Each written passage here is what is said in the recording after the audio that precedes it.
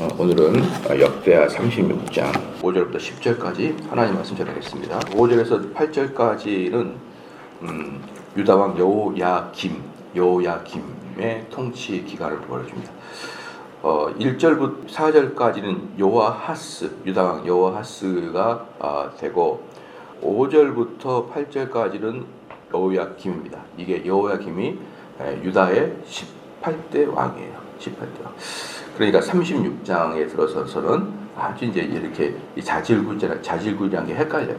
이게 몇 대 왕인지 누가 누군지 잘 모르는데 이 36장에는 이제 유다가 이제 마지막 멸망할 때 18대, 19대, 20대 왕을 거쳐서 말하고 있고, 그다음에 36장에 있는 왕들은 막 왕이 계속 바뀌거든요. 왕이 계속 바뀌면서 다 요시야의 아들들이에요.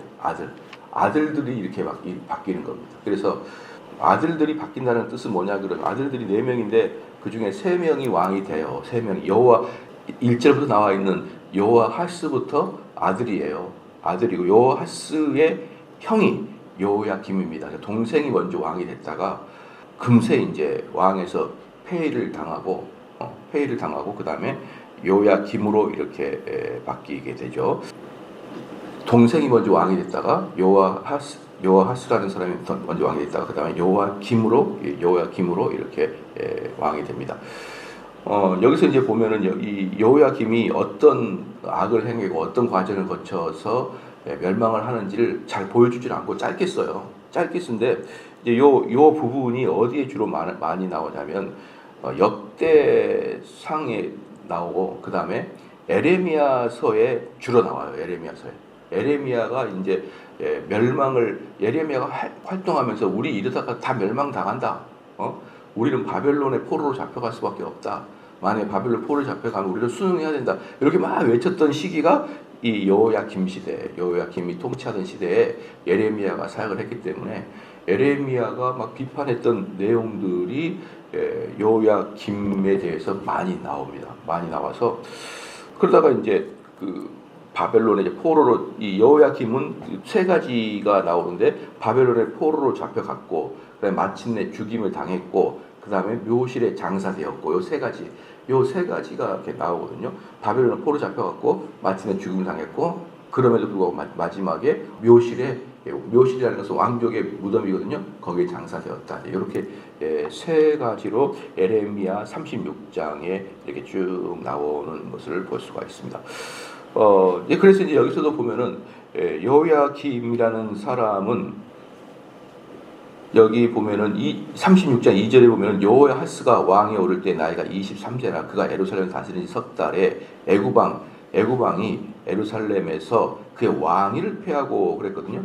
그러니까 그 자기 요시야의 아들이지만 자기 동생이 왕이 됐어요. 왕이 됐는데 그 사람을 애굽 왕이 폐위시켜 버렸다고. 3개월 만에 폐위시키고 그 다음에 그 예굽의 왕 바로 누구가 세웠던 사람이 여호야김이에요.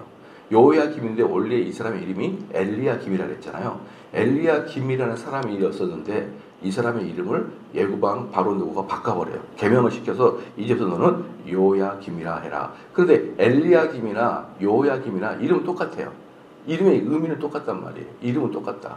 의미는. 그런데 이름을 굳이 개명을 시켜준 게 뭐예요? 너는 내 부하다. 쉽게 말하면 속칭 너는 내 바지사장이야. 네가 지금 유다의 왕이지만 내가 하라는 대로 너는 해야 돼. 이런 의미에서 이름을 바꿔줘요. 개명을 시켜주고 이제는 내 명령에 충실해라. 그랬어요. 그러니까 이 여호야김은 어떨까요? 완전히 친예굽파죠.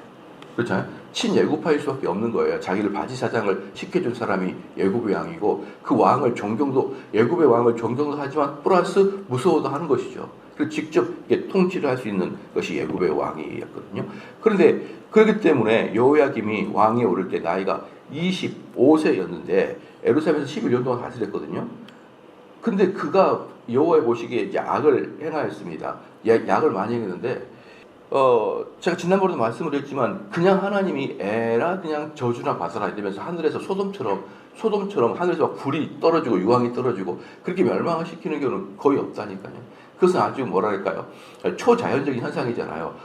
지금 하나님이 우리에게 벌을 엄청 내리시는구나, 우리에게 저주를 퍼부시는구나, 이렇게 하늘에서 불덩이가 떨어지다니, 유황이 떨어지다니, 하루아침 눈을 떠보니까 12만 5천 명이 다 진멸당했어요. 아, 하나님 하셨구나.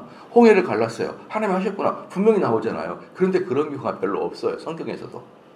우리는 성경에서 보면은 막 초자연적인 현상들이 엄청 많이 나오는 것 같은데, 성경에서는 초자연적인 현상이 그렇게 생각보다 많이 나오지 않습니다. 상당히 많은 부분은 일반적인 상식적인 선으로 성경은 돌아가요. 그래서 이 역대기서를 보면은 이들이 평화로울 때는 하나님이 막 복을 주고, 이들이 뭡니까 죄를 짓을 하나님 불덩이로 그러는 게 아니라 국제 정세를 만든다 그랬잖아요. 국제 정세를 만들어 가지고 다윗이라는 사람, 솔로몬이라는 사람들이 하나님을 잘 섬길 때는 국제 정세가 서로 힘의 균형을 딱 갖추는 거예요. 위에 있어 아수르나 애굽이나 그때 당시에 또 막 성장하고 있는 남유다나 힘의 균형들을 비슷하게 하든지, 아니면 이스라엘이 힘이 약하게 되면 두 강대국이 힘이 비슷해가지고 서로 치의를 못하게 하든지, 이런 식으로 힘의 균등, 즉 그때 당시에 국제적 정세를 봐도 충분히 이해할 수 있도록 하나님은 끌어가셔요. 그러니까 이때 당시에 역사학자들은 남유다의 요야김이 하나님께 득죄하여서 그가 벌을 받았다, 이렇게 사회학자들은 그렇게 보이지가 않는 거예요. 아, 그때 당시에 애국과 바벨론의 세력의 균등함이 유지되다가 바벨론의 세력이 세짐으로 말미암아 그 국제 정세의 힘이 약해져 가지고 여호야김이 폐위가 되고 남유다가 멸망했다, 이렇게 설명할 수밖에 없는 거예요. 이렇게 그러니까 사회학자들은 어쩔 수 없죠. 그렇게 설명할 수밖에.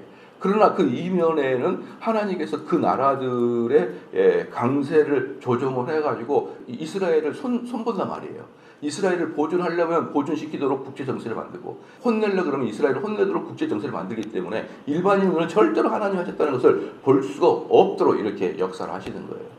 아시겠죠? 그렇기 때문에 우리나라도 여러분도 마찬가지예요. 왜 내가 사업이 안 될까? 왜 우리 자녀와 나 관계가 안 좋지? 내가 왜 우리 자녀들을 제대로 일을 못하고 있는 것이지? 이런 모든 것들이 그냥 우연의 일치라고 세속적인 사람의 눈으로 보면 안 된다니까요. 왜냐하면 하나님의 역사는 너무나 보편적으로 흘러가고 있기 때문에, 그렇기 때문에 우리들은 만약에 이게 우리 자녀가 갑자기 확 망해버린다든지, 갑자기 확 성공한다든지, 건강이 안 좋다, 건강이 하루아침에 좋아지든지, 아, 이것은 하나님의 역사였구나, 금방 알 수 있지만 하나님은 그렇게 쉽게 여러분 살아가지 않아요. 쉽게 여러분이 살아가도록 딱 보고, 아, 이것은 하나님의 역사구나, 아, 이건 자연의 흐름이다, 이렇게 쉽게 분별하지 못하도록 여러분 우리 인생을 끌고 갑니다. 왜? 그래야 그 속에 하나님의 면밀한 소리를 여러분이 집중해야 여러분의 인생이 올라가거든요. 그냥 눈에 보이듯이 하나님의 기적, 그럼 믿음이 뭐가 필요합니까?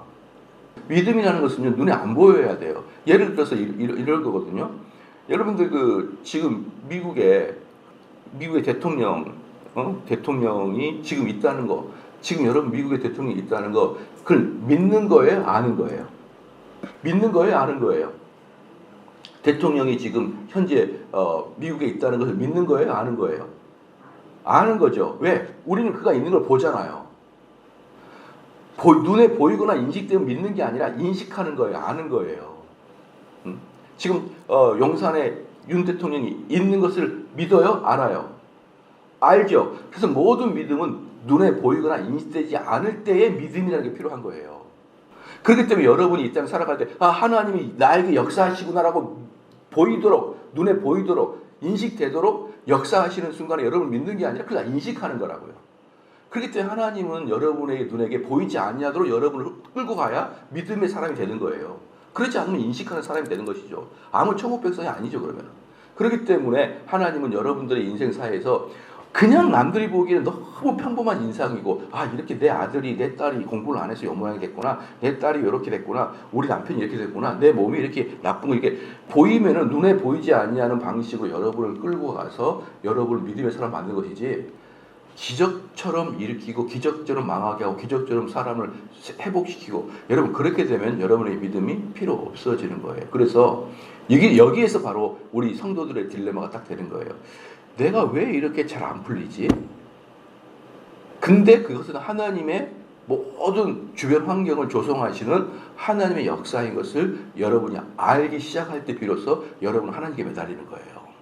아시겠죠? 저는 이 역대기를 설명하면서, 이 이야기를 수없이 이야기합니다.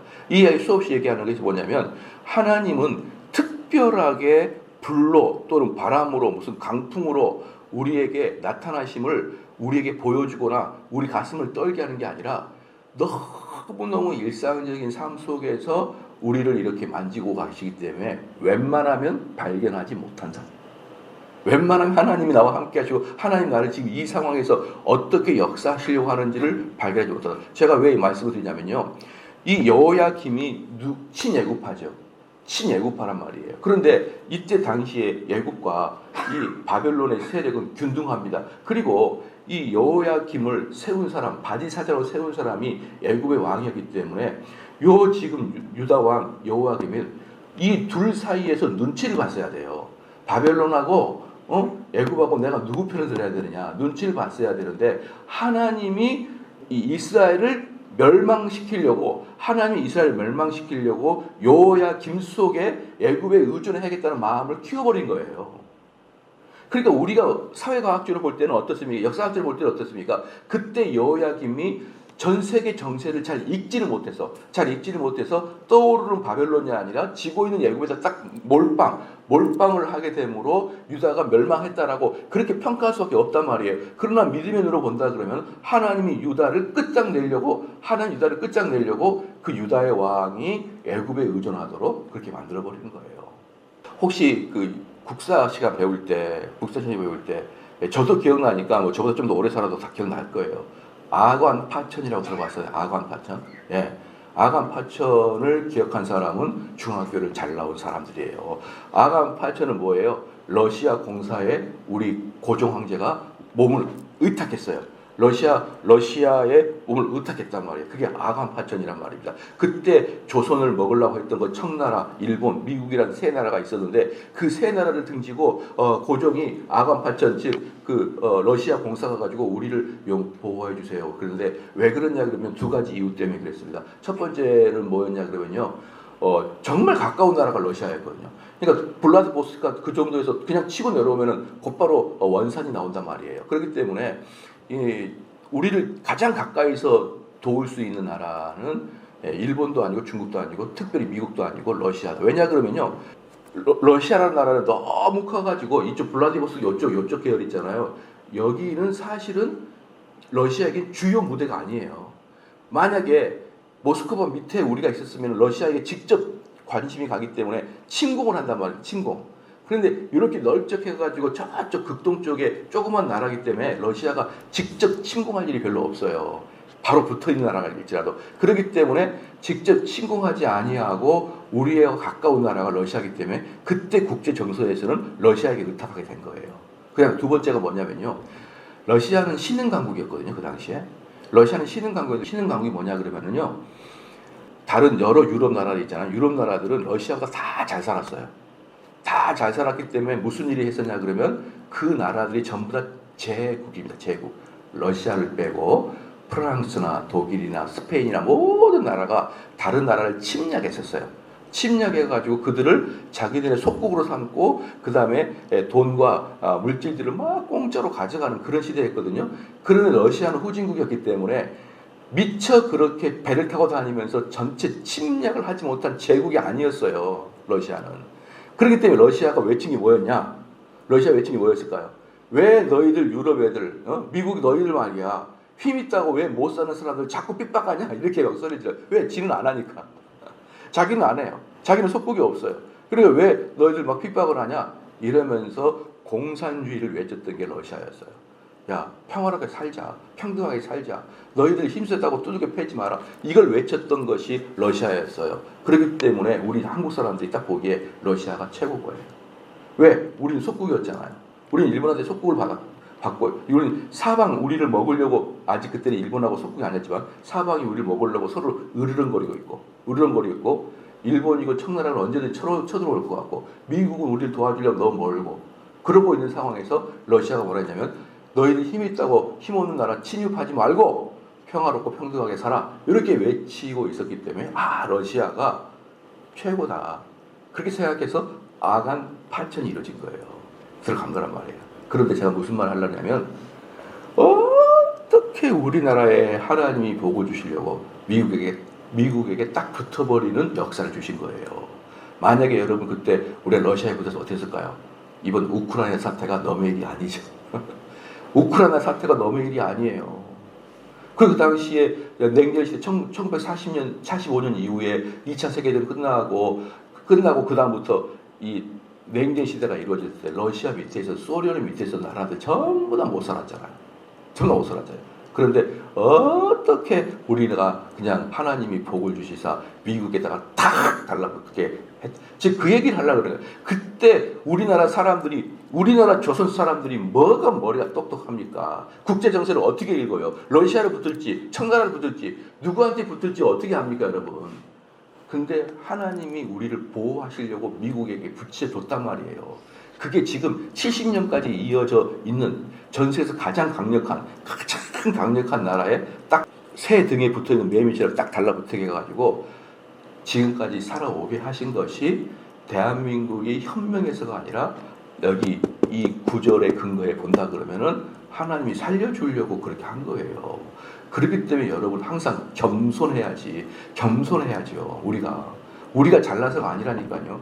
우리가 그때 국제 정세를 잘 읽어가지고 잘 미국의 등을 빡 붙잡았던 게 아니고 그냥 하나님 우리를 불쌍히 여기신 거예요. 만약에 그때 전체 나라 사람들이 야 러시아다. 러시아는 땅도 크고 다 평등하게 사는 걸 좋아하고 그 제국들의 공격들을 다 막아줄 것 같다. 러시아다. 달라붙어 와요 지금. 어떤 일이 발생했는지. 어떤 일이 발생했겠어요? 북한과 지금 우리 똑같죠. 소련이 지배했던 북한과 미국이 지배했던 남한이 전혀 달라졌잖아요. 그런 것들을 우리를 볼 때마다 가슴을 쓸어내리면서 무엇을 느끼게 됩니까? 하나님이 보호하사 대한민국 만세. 이걸 생각해야죠. 우리가 좀 잘 산다고 우리가 좀 거드름 피우고 여러분 그럴 때가 아니라니까요. 얼마든지 지도자 이 대한민국의 지도자와 대한민국 국민들 마음을 얼마든지 혼동시켜가지고 정말 잘못된 것을 선택할 수밖에 없게 만들어버리면 끝이에요. 여러분 우리나라가 뭘 별거 있습니까? 끝이란 말이에요. 그게 저는 이런 역대하를 읽어보면은 그런 느낌이 많이 들어요. 그래서 이 여호야김도 결국 뭐예요? 어디 붙을까? 바벨론에 붙을까? 애굽에 붙을까? 한참 고민하다가 애굽에 딱 달라붙어가지고 죽어버리고 마는 거예요. 죽어버리고 맙니다. 그래서 그 내용이 바로 오늘의 내용이에요. 그 다음에 이제 6절 보니까 바벨론 왕 느부갓네살이 올라와서 그를 치고 그를 쇠사슬에 결박하여 바벨론으로 잡아가고. 그러니까 이 당시에 이 사람들은 몽고도 마찬가지거든요. 옛날에 몽고도 마찬가지고 이 제국들은 뭐냐 그러면 남들한테 본을 보여주기 위해서 다른 사람한테 본을 보여주기 위해서 항상 이럽니다. 너희가 성문을 열고 우리를 맞이하면 내가 너희들을 죽이지 않겠다. 그 대신 너희들 나한테 세금만 바치면 내가 너희들 자치권을 보장하겠다. 그 대신 근데 너희들이 성문을 열지 않냐고 우리 반항하면 싹 죽여버리겠다. 이게 고대 전쟁이에요. 고대 전쟁에서 몽골군이 쳐들어오면은 왕들은 항상 회의를 하는 겁니다. 열까 아니면은 전쟁에서 죽을까. 그러다가 민족주의 성향이 강한 그런 신하들이 전하 우리가 목숨을 바치더라도 저 오랑캐 몽골과 끝까지 항전하다가 죽을 걸 각오해야 됩니다. 이렇게 극단적인 민족주의자가 흥황하는 대신들이 있으면은 왕은 죽는 겁니다, 이제. 그래서 저는 민족주의 별로 안 좋아해요. 민족주의 별로 안 좋아하고 실용주의를 좋아합니다. 만약에 몽골이 우리를 와가지고 다 죽일 것 같으면은 손 번쩍 들고 항복하는 게 낫지. 그들과 대한민국, 우리 조선이라는 나라, 우리 고려라는 나라가 어떤 나라입니까? 우리가 저들에게 머리를 숙여도 되겠습니까? 그랬다가 싹 다 죽어버리는 경향이 있다 이 말이에요. 그게 지금 여기 여호야김이 그러는 거예요. 전하, 우리가 저 바벨론에게 문을 열어야 되겠습니까? 우리를 지금까지 보호해준 것은 애굽인데 어떻게 하려고 그럽니까? 그래가지고 이 바벨론에게 저항을 하게 되므로 진멸을 시킵니다. 진멸을. 이 바벨론 왕 느부갓네살이요 진멸을 시켜버려요. 진멸을. 이 여호야김 때 그 다음에 이제 시드기야 왕이 나오거든요. 그 다음에 이제 중간에 여호야긴이 나와요. 여호야김 말고 여호야긴이 나와요. 근데 여호야김하고 그다음 여호야긴은 아들 사이에 아들인데 3개월 있다가 이 아들이 폐위가 당해요. 3개월 있다가. 그렇기 때문에 이 아들 여호야긴은 19대 왕인데 별로 안 치고 곧바로 시드기야 왕으로 봅시다. 여호야김에서 곧바로 시드기야 왕까지 넘어가는 거예요. 이 시드기야 왕이 유다의 마지막 왕이란 말입니다. 유다의 마지막 왕이에요. 그렇기 때문에 여호야김은 중간에 여호야긴을 빼면은 거의 마지막 왕의 직전 왕이거든요. 그 왕이 정신을 못 차리고 11년 동안 등극하면서 얼마나 속으로는 이스라엘 내부에서는 악을 행하고 이스라엘 내부에서는 악을 행하고 이스라엘 외부로는 국제 정세를 잊지 못하고 애굽에 붙어가지고 그 두 가지 실수를 다 한 겁니다. 여기서도 보면요. 제가 어제 설교도 했는데요. 여러분 사람들이 고난을 당한다고 하나님 찾지 않습니다. 사람들이 어려움 당한다고 하나님 찾지 않아요. 사람은 자꾸 착각하는데 병원에 우리가 신방하는 이유가 뭡니까? 여러분 병원에 신방하는 이유가 뭐냐면요. 병원에 신방을 하면 사람들이 마음이 연약해지니까 복음을 잘 받을 거라고 생각해요. 아니에요. 여러분 간증 중에 저는 이런 간증은 그래요. 저는 많이 못 들어봤어요. 근데 혹시 여러분 간증 중에 이런 간증 많이 들어봤나요? 내가 원래 불신자였고 하나님을 대적하였는데 무슨 병원에 입원했는데 연세 세브란스 병원에 입원했는데 매주마다 이렇게 복음을 전하는 그 목사님들이나 권사님들이 병실을 돌아다니면서 이렇게 복음을 전하는 그 복음을 듣고 제가 회개하고 돌아왔습니다. 저는 이런 간증을 많이 못 들어봤거든요. 이건 들어봤어요. 내가 교인이 내가 병실에 있을 때 권사님들이 들어와서 기도해 줄까요? 그래서 기도해 주세요. 얼마나 평안했는지 몰라요. 이런 것은 좀 들어봐도 내가 불신자였는데 내가 병원에서 하나님의 복음을 전하는 자에게 복음을 듣고 내가 병원에서 거듭나고 병원에서 복음을 받아들였습니다. 이런 간증은 거의 못 들어봤거든요. 그런데 여러분 알다시피 로마 카톨릭이 갖고 있는 성모병원이나 그 다음에 기독교가 하고 있는 인제대병원이나 연세병원 이런 데서요 항상 그렇게 사목이 돌아다니면서 전도하거든요. 항상 전도하는데 그 전도하는 횟수에 비해서 그리고 그 전도를 당하려고 하는 사람들의 고단한 삶을 비교해 볼 때 훨씬 가성비가 떨어져요. 전도의 가성비가 떨어진다.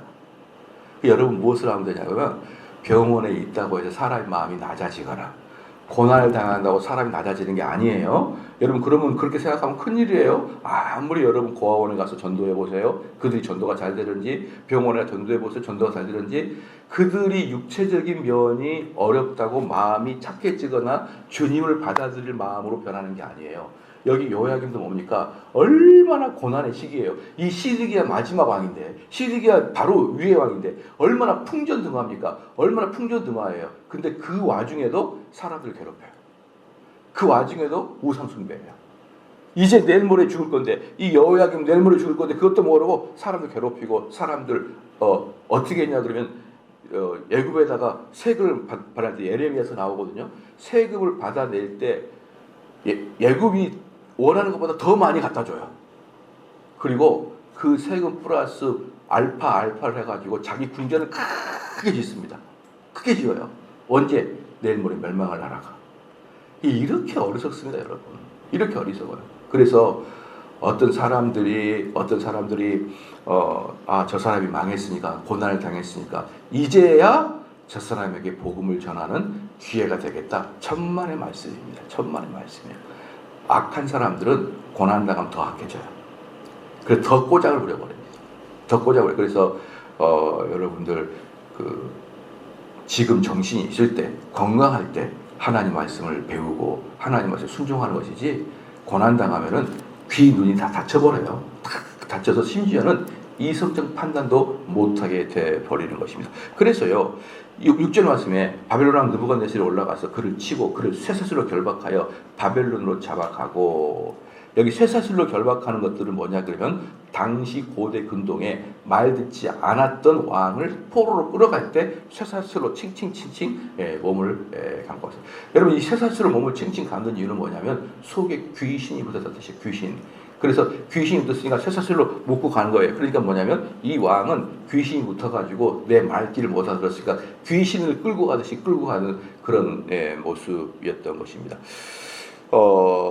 그다음에 이 당시에 애굽에 이제 바지 사장으로 즉위했다 그랬잖아요. 바지 사장 즉위했는데 요때 이제 어떤 일이 발생하냐면 유다는 누구의 속국이에요? 지금 애굽의 속국이란 말이에요. 애굽의 속국. 애굽의 속국이고 바벨론하고 애굽이 전쟁을 한 거예요. 바벨론과 애굽이 전쟁을 하는데 바벨론이 애굽을 전쟁을 하려고 그러면 첫 번째 나타나는 이 유다가 문을 열어줘야 애굽과 쉽게 전쟁을 합니다. 그래서 유다가 문을 안 열어주거든요. 그러니까 사실은 큰 전투에서는 보면은 애굽하고 바벨론의 전투에 가장 선봉에 서 있는 것이 지금 누구예요? 유다예요. 그래서 사실은 이 전쟁이 바벨론과 유다의 전쟁이 아니에요. 뭘까요? 바벨론과 애굽의 전쟁. BC 605년의 갈그미스 전투예요. 이 BC 605년의 갈그미스 전투에서 애굽은 현격하게 짐으로 말미암아 애굽은 완전히 멸망의 기로에 들어가 버려서 그 전까지 애굽이라는 나라는 아프리카를 넘어서 많은 고대 근동에 영향을 끼쳤던 나라였지만 이 BC 605년에 갈그미스 전투에 패배한 나머지 이제 애굽은 아프리카에만 귀속되고 나머지 전부 다 바벨론 땅이 됩니다. 바벨론. 그게 바로 제1차 침공이에요. 그러니까 첫 번째 침공은 뭐였냐면 남유다를 공격한 게 아니라 애굽을 공격했을 때 애굽이 지면으로 말미암아 남유다도 깨지고 맙니다. 그럴 때 바벨론 왕이 성전에 들어가서 금을 다 떼가요. 금을 다 떼가고 종옷들을 다 떼갑니다. 그리고 또 하나 있어요.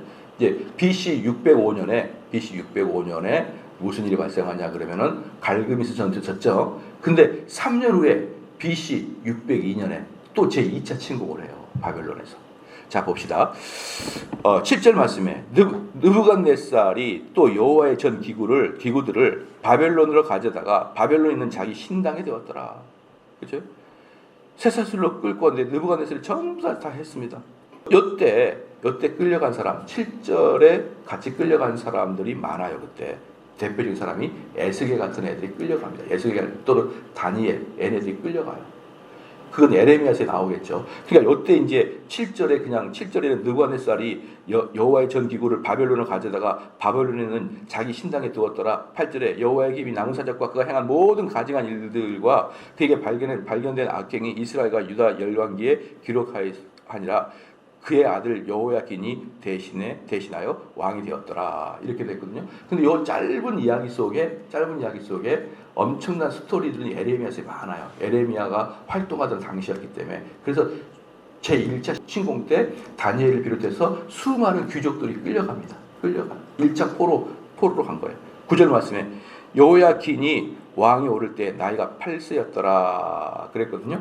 그런데 열왕기에서는 8세가 아니라 18세예요. 18세.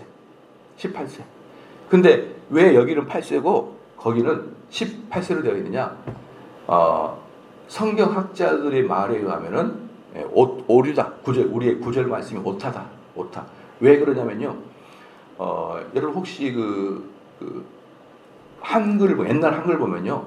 동그라미 밑에 점을 찍죠. 그게 고등학교 배울 때 배웠죠. 아자야, 아자. 한글이 사맛 다름에 그래가지고 세종대왕 글씨 보면은 한글 밑에 점을 짓잖아요. 그게 아자잖아요. 그죠? 그것처럼 이스라엘의 말은 자음 밑에나 위에다 점을 찍어요. 그런데 요 10이라는 표현이 바로 그 점 하나예요. 점 하나. 그래서 우리로 말하면 아자 밑에 점 하나가 10이라는 뜻이에요. 그런데 그게 훼손되거나 그러면은 오류가 생기는 거예요. 그런데 열왕기에서는 18세라 그러고 여기에는 8세라 그래요. 근데 대부분의 학자들은 역대하가 왜곡이 오류가 되어 있고 열왕기가 맞다 합니다. 왜 그러냐 그러면요. 만약에 이게 8세잖아요. 이게 8세는 말이 안 되는 게 밑에가 나와요. 예루살렘에서 열흘 동안 다스리는데 여호와의 보시기에 악을 행했다. 여러분 8세가 무슨 악을 행할까? 8살짜리가 무슨 장난감 놀다가 던졌나? 여기서 3개월 10일 동안 즉 100일 동안 통치하면서 얼마나 악을 행한 사람인지 몰라요. 18세야. 그렇잖아요. 우리나라 말하면 한 20세 정도 되는 애예요. 그래서 8살은 악을 행하더라도 별로 큰 악을 행할 수가 없어요. 그런데 여기 얼마나 많이 악을 행했든지 그 해에 느부갓네살 왕이 사람을 보내요. 여호와의 긴을 바벨론 잡아가고 여호와의 전에 귀한 그릇들도 함께 가지. 요때 이제 여러분 이때가 다 끌고 간 거예요. 그러니까 처음에 여호야김이 이스라엘 왕일 때 문 열어라. 너희들 애굽이랑 더 이상 친구하지 말고 나랑 친구해야 돼. 라고 바벨론 왕이 이야기하자. 싫어. 나는 애굽이랑 같이 갈 거야. 라고 문을 닫았잖아요. 그래가지고 느부갓네살이 쳐들어가가지고 여호야김을 세살을 끌고 갔잖아요. 근데 여호야김 아들 여호야긴은 3개월 10일을 했는데 또 쳐들어왔어요. 그러니까 3개월 만에 또 쳐들어왔단 말이에요. 또 쳐들어왔는데 그때는 모든 금불지를 다 가져가 버린 거예요.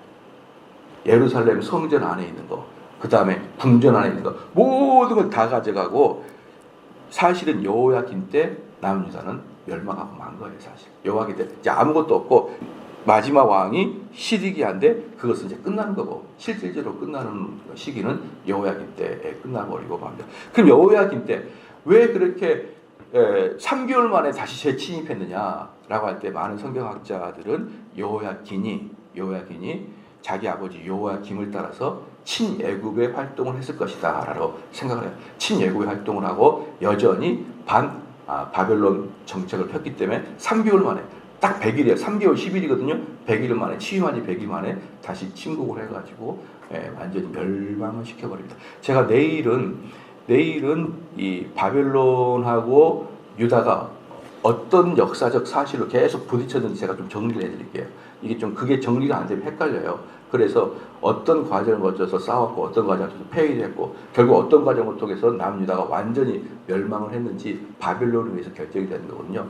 여호야김, 여호야야스, 또 여호야긴, 시드기야 이렇게 왔다 갔다 하는 거 마지막 36장에서 몇 개만 좀 정리해주면은 눈에 선명하게 들어오거든요. 말씀의 결론입니다. 우리가 잘 선택한다고 되는 게 아니에요. 우리 인생은요, 내일을 몰라요. 누가 정말 우리에게 도움을 줄지 알지를 못해요.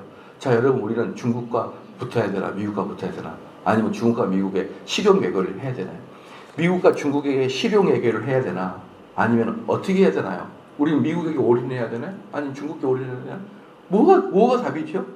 어느 게 선택하는 게 결국 우리에게 도움이 줄까요? 아니, 미국을 좀 선택했더니 또 중국에서 우리 경제적으로 너무 핍박을 하네요. 아니, 만약에 중국한테 붙어버리면 미국한테 밑보입니다 그러면 우리 미국한테 어떻게 될까요? 이런 지금 엄청난 우리 자손들이 살아가야 될 이 대한민국 땅에 내일을 알 수 없을 만큼 엄청난 지금 기로에 우리가 서 있는 거 아시잖아요. 누구나 아시잖아요. 우리나라 정치인들이, 우리나라 기업인들이 우리보다 똑똑하지 못해가지고 우왕좌왕할까요? 다 똑똑하지만 내일 일을 모르니까 우왕좌왕할 수밖에 없는 거예요. 이럴 때 하나님이 우리에게 도움을 주시고 하나님의 세미한 음성을 따라가지 못한다 그러면 덜커덩 어때요? 애굽을 딱 붙어가지고 멸망의 길로 자차할 수밖에 없단 말이에요. 너무나 위급한 상황이에요. 대한민국 여러분 아시다시피 이럴 때 우리 백성들은 기도해야 됩니다. 기도해야 되고 우리 자손들에게 물려줄 이 땅이 가장 좋은 선택을 할 수 있도록 하나님 우리 지혜를 달라고 해야 될 것입니다.